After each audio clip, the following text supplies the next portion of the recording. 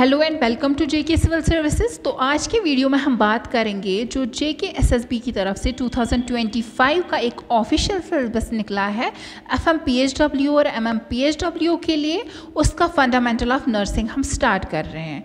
तो आज के लेक्चर 1 में हम बात करेंगे meeting hygienic and comfort needs के बारे में, जिसमें हम पढ़ेंगे केयर ऑफ स्किन के बारे में, हेयर के बारे में, हैंड्स के बारे में और आईज़ के बारे में कि इनकी केयर हमें कैसे करनी है। ठीक है, तो वीडियो स्टार्ट करने से पहले मैं आपको बताना चाहती हूँ कि जेके सिविल सर्विसेज की तरफ से हमने एक कोर्स लॉन्च किया है, जिस कोर्स में आपको प्रॉपर वीडियो लेक्चर्स, उसके साथ साथ स्टडी मटेरियल और टेस्ट सीरीज़ भी मिलने वाली है। तो अगर आप हमारा कोर्स ज्वाइन करना चाहते हैं, आप इस वीडियो के डिस्क्रिप्शन में जाके हमारी ऐप डाउनलोड करके कोर्स ज्वाइन कर सकते हैं। अगर आपको कोर्स ज्वाइन करने में कोई प्रॉब्लम हो रही है तो आप हमारे व्हाट्सएप नंबर पर हमें कॉन्टैक्ट भी कर सकते हैं। तो स्टार्ट करते हैं हम आज का लेक्चर। सबसे पहले हम बात करेंगे हाइजीनिक नीड्स के बारे में। हाइजीनिक नीड्स क्या होती हैं? ठीक है, these are the activities that maintain cleanliness, prevent infection and promote comfort. इसका मतलब क्या है? इसका मतलब है पेशेंट का शरीर, उसकी बॉडी को साफ रखना और उसके साथ साथ उसको क्या करना, उसको जर्म्स फ्री भी रखना है। ठीक है, उसको ये इन्फेक्शन को प्रिवेंट करता है, ये हीलिंग को प्रमोट करता है। ठीक है, तो ये हमारी क्या होती है? ये हमारी हाइजीनिक नीड्स होती हैं। आपको मैं एक एग्जांपल देती हूँ। जब एक नर्स क्या करती है, पेशेंट को डेली स्पॉन्ज बाथ देती है, कपड़े बदलती है या उसका बेड शीट चेंज करती है, तो ये सब क्या होती हैं? ये हाइजीनिक नीड्स होती हैं। ठीक है, ये सब हाइजीनिक नीड्स को फुलफिल करती हैं। इसके बाद हमारा सेकंड वाला है, वो आता है कंफर्ट नीड्स। कंफर्ट नीड्स की अगर हम डेफिनेशन की बात करेंगे बेटा, इसकी डेफिनेशन है physical and emotional needs for patients wellbeing. इसका मतलब क्या है? सिर्फ बॉडी को नहीं, अलबत्ता उसके माइंड, उसकी फीलिंग्स को भी सुकून देना। ठीक है, तो इसमें क्या इंक्लूड होता है? माइंड भी इंक्लूड होता है। पेशेंट को कंफर्ट देना मतलब उनकी टेंशन दूर करना, उन्हें रिलैक्स फील करवाना। एक एग्जांपल, जैसे एक नर्स पेशेंट को प्रॉपर पिलो पोजीशन देती है, उससे पोलाइटली वो बात करती है। ठीक है, पोलाइट वे में बात कर रही है और उनकी बात जो है वो ध्यान से सुनती है, तो ये पेशेंट को कंफर्टेबल और सिक्योर फील करवाती है। तो ये सब क्या होती है? ये हमारी कंफर्ट नीड्स होती हैं। इसके बाद हम बात करेंगे इम्पोर्टेंस इन नर्सिंग, मतलब ये जो हाइजीनिक नीड्स हैं और ये कंफर्ट नीड्स है, इनकी नर्सिंग में क्या इंपॉर्टेंस है। ठीक है, तो सबसे पहले है प्रिवेंट्स इन्फेक्शन। प्रिवेंट्स इन्फेक्शन का क्या मतलब है?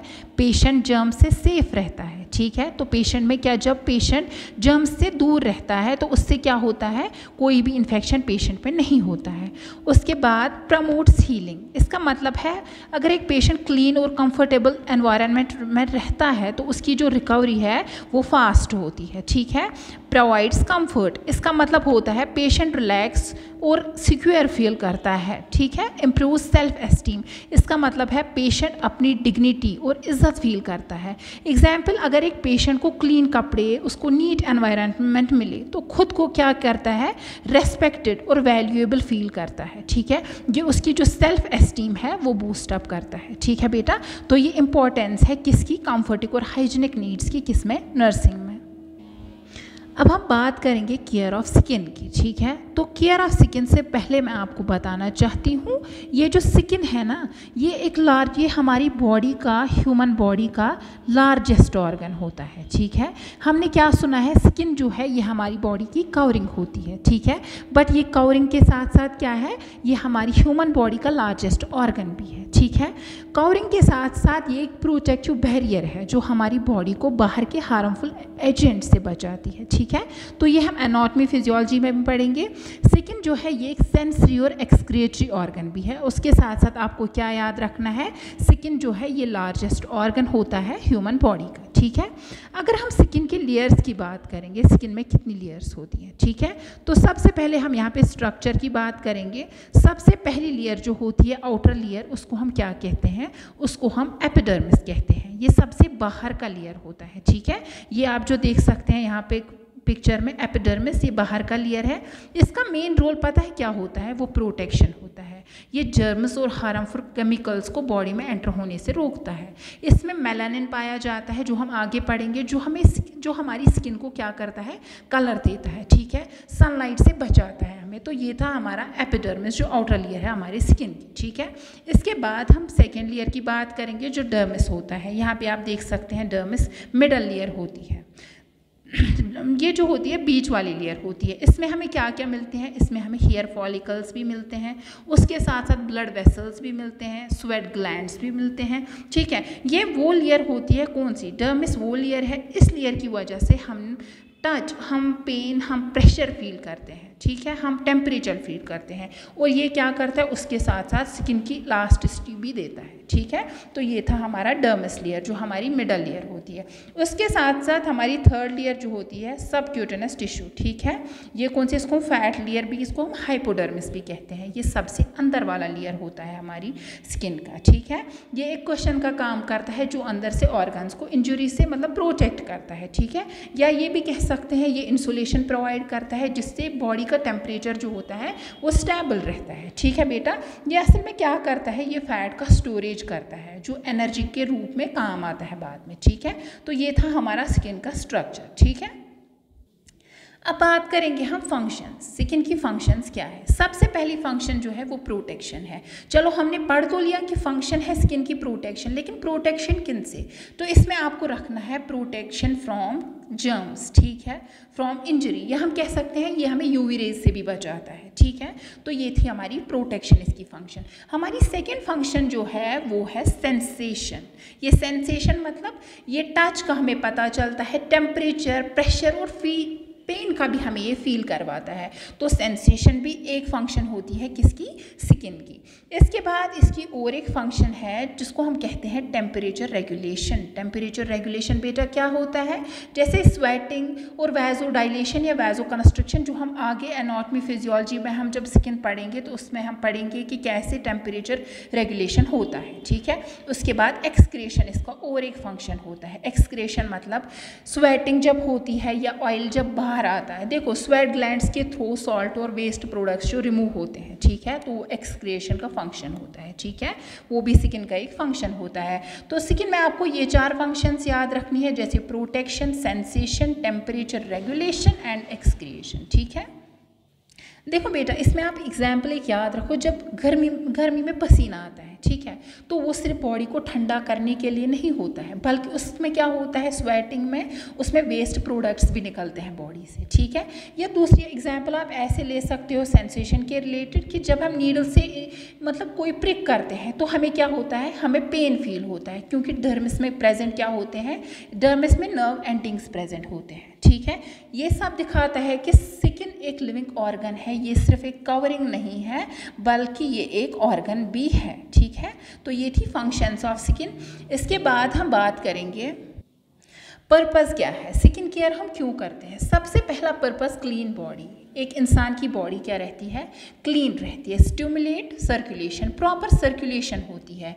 रिलीव फैटिग, देखो जब स्किन केयर करते हैं तो फैटिग, एंजाइटी ये सब दूर रहती है, ठीक है। Provide exercise and improve PNR, मतलब पेशेंट नर्स रिलेशनशिप ये इम्प्रूव करती है, ठीक है बेटा। तो ये आपको पर्पस याद रखना है किसका, स्किन केयर का।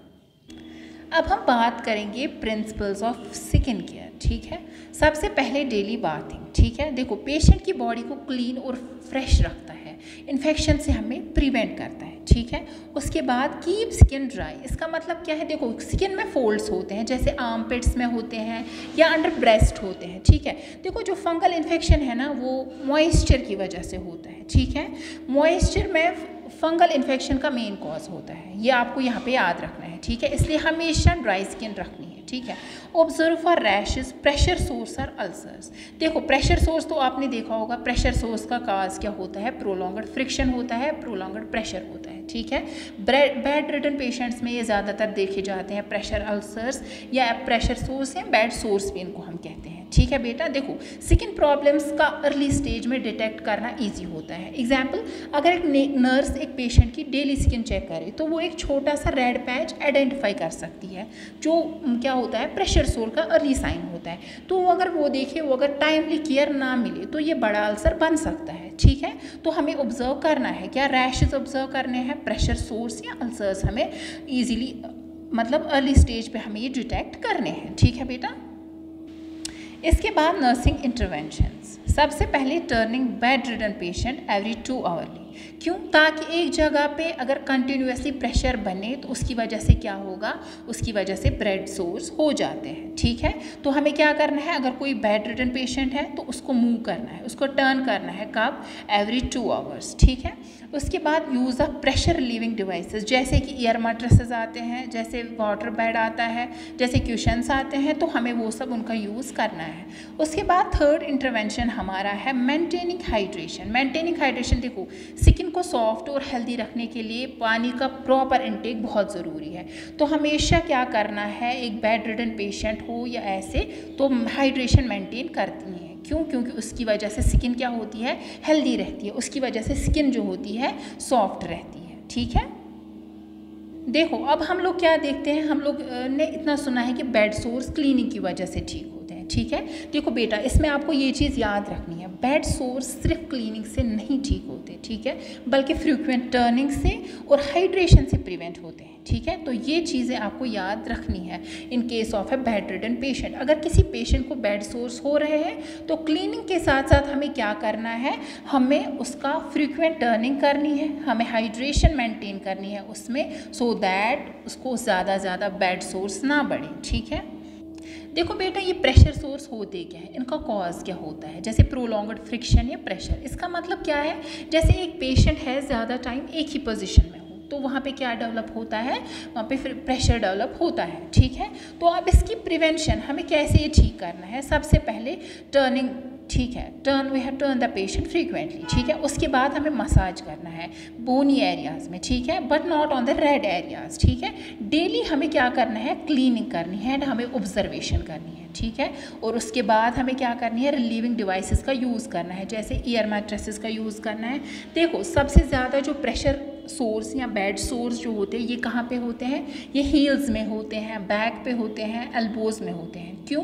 क्योंकि ये बोनी प्रोमिनेंसीज होती है। ठीक है, इसलिए इन एरियाज़ को स्पेशल केयर की ज़रूरत होती है। ठीक है, इसमें आपको स्किन केयर में और एक चीज़ याद रखनी है, स्किन प्रॉब्लम्स कौन कौन सी होती है, जैसे कि फंगल इन्फेक्शन होता है। ठीक है, ज़्यादा मॉइस्चर की वजह से, जैसे स्किन फोल्ड्स की में होता है। ठीक है, जैसे मैंने आपको बोला आर्म पिट्स में या अंडर ब्रेस्ट में होता है। ठीक है, तो अब आपको फंगल इन्फेक्शंस कैसे प्रिवेंट करने हैं, स्किन को हमें ड्राई रखना है, हमें क्लीन क्लोथ्स लगाने हैं। ठीक है, पेशेंट को, तो उसकी वजह से क्या होगा, फंगल इन्फेक्शन पेशेंट में नहीं होगा। देखो आप एक चीज़ याद रखना, हमने एक डायबिटिक पेशेंट में देखा फंगल इन्फेक्शन ज़्यादा होता है। ठीक है, तो अगर एक नर्स फोल्ड्स में ड्राइनेस मेंटेन करे और डेली क्लीन क्लोथ्स दे तो इन्फेक्शन प्रिवेंट हो जाता है। ठीक है, तो बेटा ये आपको याद रखनी है स्किन केयर में कि प्रिंसिपल्स क्या रहती हैं, प्रेशर अल्सर्स क्या होते हैं या प्रेशर सोर्स या बेड सोर्स भी इनको आप कह सकते हैं, नर्सिंग इंटरवेंशंस क्या रहते हैं और स्किन प्रॉब्लम्स कौन कौन सी होती हैं जिनसे हमें एक पेशेंट को प्रिवेंट करना है। ठीक है, अब हम बात करेंगे केयर ऑफ हैंड्स की। सबसे पहले देखो केयर तो हमने पढ़ा, हम केयर क्यों करते हैं, तो अब इसकी इम्पोर्टेंस क्या है, हम केयर क्यों करते हैं। ठीक है, इसकी इम्पोर्टेंस क्या है, देखो सबसे पहले प्रिवेंट इन्फेक्शन। ठीक है, 80% इन्फेक्शन स्प्रेड थ्रू हैंड्स। इसका मतलब क्या है, देखो अगर हाथ गंदे हो या नेल्स के नीचे डर्ट हो तो जर्म्स क्या होते हैं, ईजीली स्प्रेड होते हैं।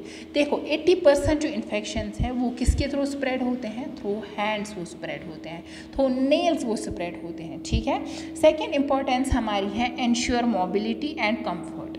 देखो हेल्दी और क्लीन हैंड से पेशेंट को डेली एक्टिविटीज़ करना ज़रूरी है और ईजी होता है। ठीक है, देखो यहाँ पे आपको नज़र आ रहा होगा एक point, nail hygiene prevent worm infestation. इससे क्या मतलब है, देखो नेल्स क्लीन होने से क्या होता है, जर्म्स और वर्म इन्फेस्टेशन प्रिवेंट होता है। तो हमेशा हमें क्या करना है, हमें हैंड हाइजीन मेंटेन करना है, हमें नेल हाइजीन भी उसके साथ साथ मेंटेन करना है। एग्जाम्पल से मैं आपको समझाऊंगी, एक नर्स इंजेक्शन देने से पहले हैंड वॉश करती है। ठीक है, तो वो जो उसका पेशेंट है, ठीक है, पेशेंट को इन्फेक्शन से बचा रही है, लेकिन दूसरे साइड से अगर हम गंदे हाथों से एक पेशेंट को इंजेक्शन कर रहे हैं, ठीक है, तो वहाँ पे क्या हो सकता है, वहाँ पेशेंट में सेप्सिस भी हो सकते हैं। ठीक है, पेशेंट में क्या हो सकता है, सेप्सिस भी हो सकता है, इन्फेक्शन हो सकता है पेशेंट में। तो इसलिए हमेशा हमें क्या याद रखना है, कोई भी चीज़ करने से पहले हमें हैंड वॉश ज़रूर करना है। ठीक है, हमें हैंड हाइजीन हमेशा मेंटेन करना है। देखो कॉम्प्लिकेशंस, हमने ऊपर क्या पढ़ा, ऊपर हम कैसे प्रिवेंट करेंगे, इसकी इम्पोर्टेंस क्या है, ठीक है, हैंड हाइजीन की इम्पोर्टेंस। लेकिन अब कुछ कॉम्प्लिकेशंस हैं, ठीक है, अगर हम नहीं कर रहे हैं ये सब तो क्या क्या कॉम्प्लिकेशंस हो सकती हैं। सबसे पहले स्प्रेड ऑफ इन्फेक्शन, जैसे डर्टी हैंड, जैसे कम्युनिकेबल डिजीज़, आप बात कीजिए फ्लू की बात कीजिए, आप डायरिया की बात कीजिए या कोल्ड की बात कीजिए, ठीक है, तो हमेशा क्या होता है, गंदे हाथों की वजह से, जैसे कम्युनिकेबल डिजीज़ ये सब क्या होती हैं, एक इंसान से दूसरे इंसान में ट्रांसमिट होती हैं, ठीक है, तो स्प्रेड होती हैं। तो हमें क्या करना है, हमें हमेशा क्या हैंड हाइजीन मेंटेन करना है। उसके बाद हमारा सेकंड कॉम्प्लिकेशन फंगल इन्फेक्शन होता है। देखो मॉइस्चर और डर्ट, मतलब डर्टी नेल्स में इन्फेक्शन क्रिएट करते हैं, ठीक है, तो इन्फेक्शन किन में हो सकता है, इन्फेक्शन किस में हो सकता है, हमारे नेल्स में भी हो सकता है या कहीं और भी हो सकता है, किसकी वजह से, अगर हम प्रॉपर हैंड हाइजीन मेंटेन नहीं कर रहे हैं। इसके बाद हमारी थर्ड कॉम्प्लिकेशन है पैरोनिकिया, ठीक है, इसका मतलब क्या है, इन्फेक्शन अराउंड नेल्स। ये इन्फेक्शन नेल्स के अराउंड होता है, कौन सा, ये वाला इन्फेक्शन जो है ये नेल्स के अराउंड एक इन्फेक्शन होता है, जिसकी वजह से क्या होता है, स्वेलिंग और उसके साथ साथ पेन होती है, ठीक है। देखो हमारी फोर्थ कॉम्प्लिकेशन है skin dryness, cracks and irritation. देखो अगर हैंड्स प्रॉपरली मॉइस्चराइज ना हो तो क्रैक्स बन जाते हैं, ठीक है, वहाँ पे क्या होता है, क्रैक्स बन जाते हैं और वहाँ पे बाद में क्या होते हैं, जो ये जर्म्स होते हैं, ये जर्म्स वहाँ पे सेटल डाउन होते हैं, ठीक है, बाद में क्या करते हैं, इनकी वजह से इन्फेक्शन हो जाता है, एक इंसान बीमार पड़ता है। लेकिन किसकी वजह से ये हो रहा है, हम अगर हैंड हाइजीन मेंटेन नहीं कर रहे हैं, ठीक है।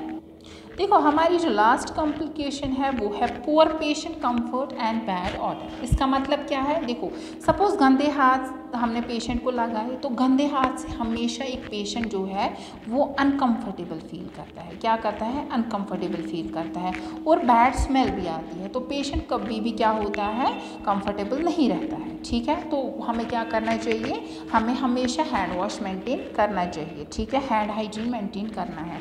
एग्जाम्पल, हॉस्पिटल में एक नर्स ने अपने मतलब नेल्स ही लॉन्ग रखे हैं, ठीक है, हैंड वॉश प्रॉपरली नहीं किया, उसके कॉन्टैक्ट से 2 पेशेंट्स को फंगल इन्फेक्शन हो गया, ठीक है। तो ये चीज़ वहाँ पे क्या दिखाती है, स्मॉल नेग्लिजेंस की वजह से इन्फेक्शन स्प्रेड हुआ, ठीक है, या इन्फेक्शन स्प्रेड कर सकती है वो, ठीक है। तो हमें क्या करना चाहिए, हमें इन कॉम्प्लिकेशंस को दिमाग में रखना है और इसलिए हमें हमेशा क्या करना है, हमारे हैंड्स की केयर करनी है, ठीक है। हमें यहाँ पे एक चीज़ हमेशा याद रखनी है, जो हैंड्स है, हैंड्स नर्सिंग केयर का सबसे इम्पॉर्टेंट टूल होते हैं, ठीक है। अगर हैंड्स, हमारे हाथ साफ है और हेल्दी है, ठीक है, तो ये सबसे पहले क्या करते हैं, ये इन्फेक्शन को प्रिवेंट होता है, ठीक है, इन्फेक्शन को प्रिवेंट करते हैं। अगर नेगलेक्ट हो जाए तो सेम हाथ, यही जो प्रिवेंट कर रहे थे यही हाथ इन्फेक्शन स्प्रेड कर देते हैं, ठीक है। तो ये सबसे बड़ा सोर्स बन जाते हैं किसका, एक इन्फेक्शन का, ठीक है बेटा। तो ये था हमारा किसका, केयर ऑफ हैंड्स। देखो बेटा अब हम बात करेंगे केयर ऑफ हेयर की, ठीक है, हेयर की केयर ऑफ। सबसे पहले इसकी इम्पोर्टेंस क्या है, सबसे पहली इम्पोर्टेंस, इट प्रिवेंट्स इन्फेक्शन। इसका मतलब क्या है, रेगुलर वॉशिंग और कॉम्बिंग से स्कैल्प हमारा जो है, जो हमारा स्कैल्प होता है हेड का, वो क्लीन रहता है। जैसे लाइस और फंगल इन्फेक्शंस होते हैं उनसे प्रिवेंट होता है, इन्फेक्शंस नहीं होते हैं स्कैल्प में, ठीक है। इसके बाद हमारी सेकेंड इम्पोर्टेंस क्या है, मेंटेन्स पर्सनल हाइजीन। मतलब क्लीन और नीट हेयर जो है, साफ हेयर है, ये एक पॉजिटिव इंप्रेशन बनाता है, ठीक है। देखो किसी के गंदे बाल हैं, हम उसकी तरफ देखते भी नहीं हैं, तो ये पहले एक बैड इंप्रेशन देता है जिसके बाल साफ नहीं होते हैं, ठीक है। तो अगर कोई मेंटेन कर रहा है पर्सनल हाइजीन, हेयर केयर, ठीक है, तो एक पॉजिटिव इंप्रेशन बनाता है हमेशा। उसके बाद प्रोवाइड्स कंफर्ट, इट मीन्स देखो टाइडी या फ्रेश हेयर जो है ये पेशेंट को हमेशा क्या करते हैं, कंफर्टेबल फील करवाते हैं, ठीक है। इसके बाद हमारी फोर्थ इंपॉर्टेंस है, इट प्रमोट्स सर्कुलेशन। देखो कॉम्बिंग से या ऑयल मसाज से, स्कैल्प में जब हम कॉम्बिंग करते हैं या ऑयल मसाज करते हैं, इससे क्या होता है, हमारा जो ब्लड फ्लो होता है वो हमेशा इम्प्रूव होता है, ठीक है। तो क्या होता है, ये सर्कुलेशन को प्रमोट करता है। इसके बाद हमारी जो लास्ट इम्पॉर्टेंस है, इट इम्प्रूव्स मेंटल वेलबींग। इसका मतलब है जब पेशेंट अपने बालों को नीट मतलब साफ रखता है, देखता है, उसका कॉन्फिडेंस, उसका सेल्फ इस्टीम हमेशा बढ़ता है, ठीक है बेटा। देखो आप एक एग्जाम्पल देखो, हॉस्पिटल में एक पेशेंट है, ठीक है, उसके बाल जो है वो ऑयली है, वो टैंगल्ड थे। अब एक नर्स ने उनके बाल वॉश किए, कॉम किया, ठीक है, तो पेशेंट ने कहा कि मुझे अब फ्रेश फील हो रहा है, मैं रिलैक्सड फील हो रहा हूँ, ठीक है।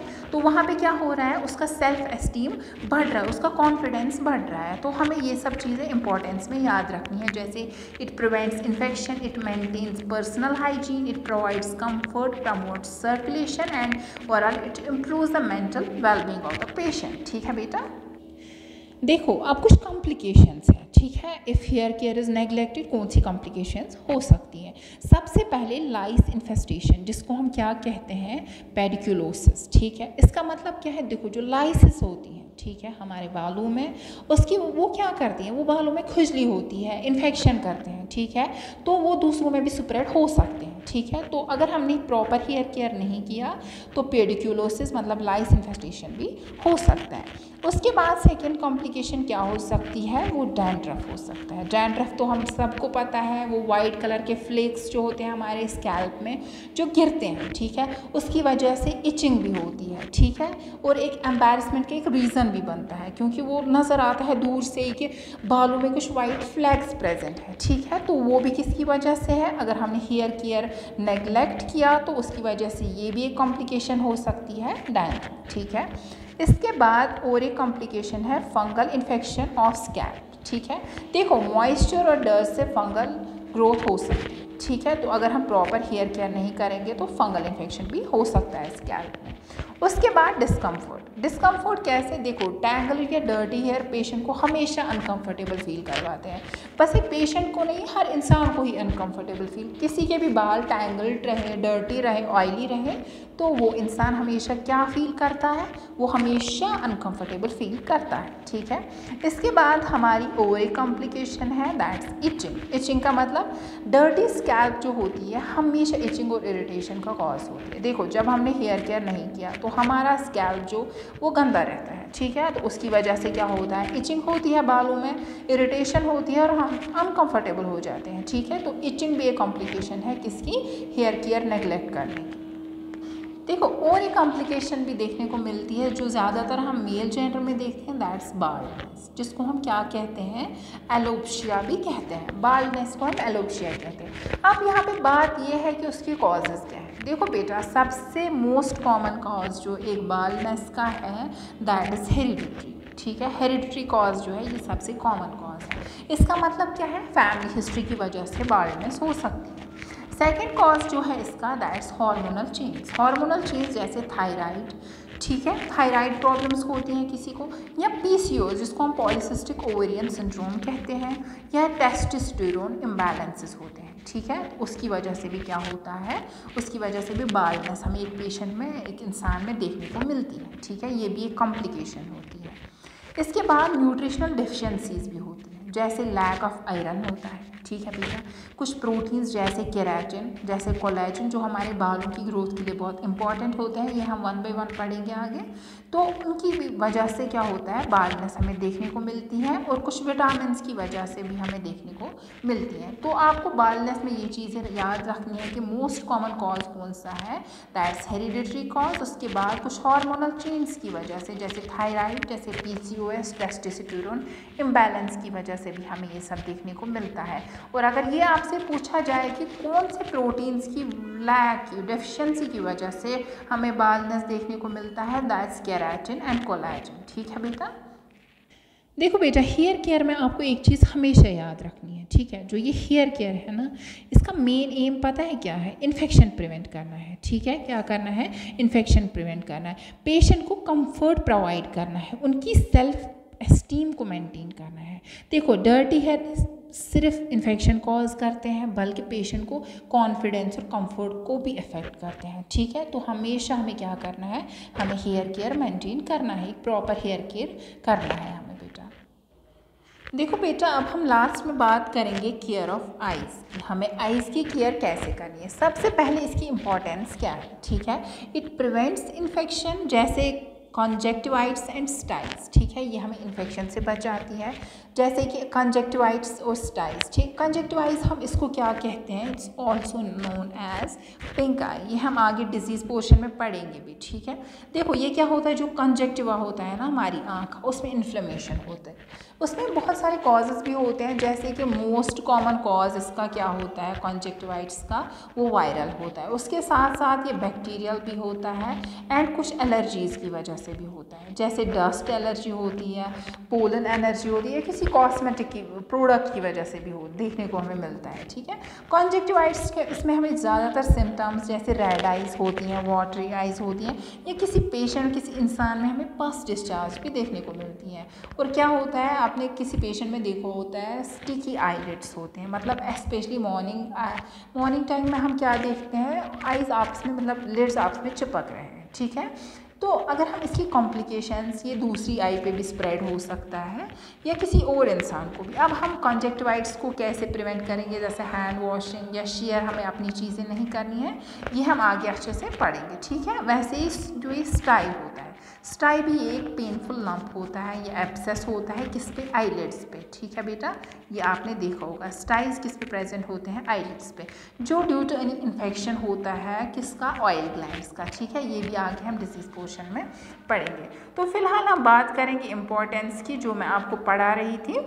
सबसे पहले प्रॉपर क्लीनिंग से कंजक्टिवाइट्स और स्टाइज जैसी इन्फेक्शन से प्रिवेंट होते हैं, ठीक है। अगर हम प्रॉपर आई केयर करेंगे तो ऐसे इन्फेक्शंस हमें देखने को नहीं मिलेंगे। उसके बाद सेकेंड इम्पॉर्टेंस है प्रोटेक्ट्स फ्रॉम डस्ट। इसका मतलब क्या है, जो आइज़ हैं ये एक सेंसिटिव ऑर्गन है, ठीक है। क्लीनिंग और प्रोटेक्शन से मतलब डस्ट और पार्टिकल से इरिटेशन होती है, ठीक है। तो हमें क्या करना है, हमें हमेशा डस्ट से प्रिवेंट करना है इसको।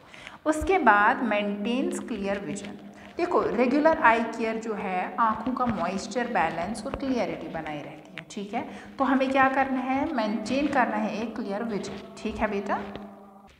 तो अब हम कॉम्प्लिकेशंस की बात करेंगे। ऐसी कॉम्प्लिकेशंस अगर हम प्रॉपर आई केयर नहीं करेंगे तो कौन सी कॉम्प्लिकेशंस हमें देखने को मिलती हैं, ठीक है। तो सबसे पहले हमें इन्फेक्शंस देखने को मिलते हैं, जैसे कि मैंने अभी बोला कंजक्टिवाइट्स हमें देखने को मिलता है, रेडनेस, पेन या डिस्चार्ज देखने को मिलता है। तो ये सब क्या होता है, ये इन्फेक्शंस होते हैं हमारी आँखों में अगर हम प्रॉपर आई केयर नहीं करेंगे। उसके बाद हमारी सेकेंड कॉम्प्लिकेशन जो है दैट्स ड्राइनेस ऑफ आइज, ठीक है। मॉइस्चर की कमी से क्या होता है, आइज में इरिटेशन होती है, जलन होती है, ठीक है। तो ये भी एक कॉम्प्लिकेशन है आइज की, ठीक है। हमारी थर्ड कॉम्प्लिकेशन जो है दैट्स ब्लाइंडनेस, या हम कह सकते हैं इम्पेयर्ड विजन, ठीक है। देखो लॉन्ग टर्म नेग्लेक्ट विजन जो है परमानेंटली डैमेज कर सकता है, ठीक है। तो हमेशा हमें क्या करना है, क्लियर विजन मेंटेन करना है। उसके बाद हमारी और एक कॉम्प्लिकेशन है दैट्स डिस्कम्फर्ट। डिस्कम्फर्ट किसका, देखो पेशेंट को अगर कंटिन्यूसली इरिटेशन हो रही है, इचिंग और बर्निंग सेंसेशन होती है, ठीक है, तो ये डिस्कम्फर्ट प्रोवाइड करता है एक पेशेंट को, ठीक है। उसके बाद कॉर्नियल अल्सर्स भी देखने को मिलते हैं। देखो सीवियर इन्फेक्शन से, जैसे कॉर्निया जो आई का ट्रांसपेरेंट लेयर होता है, ठीक है, उस पर अल्सर भी बन सकते हैं, उस पर अल्सर बन जाता है जो डेंजरस होता है, और उसकी वजह से भी क्या होता है, उसकी वजह से हमारा विजन भी खराब हो सकता है।